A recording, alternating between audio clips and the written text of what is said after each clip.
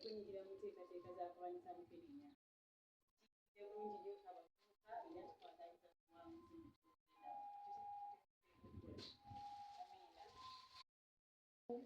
naze Suzana wammwe bannakalungu.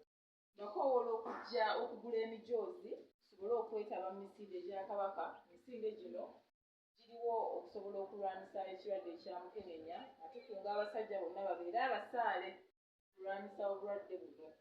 N'olw'ensonga eyo gye wonna emijoozi gino giri mu bifo bingi n'okusingira ddala mujje wano ku mbuga ya Pookino ogule emijoozi gino era Lwomukaaga nga 7 tugenda kusimbula emisinde gino okuva mu Kalungu, tugenda kusimbulira ebukulula tuddukemo era mutandike okukola dduyiro mwetegeke ngenda kuyitamu emizoozi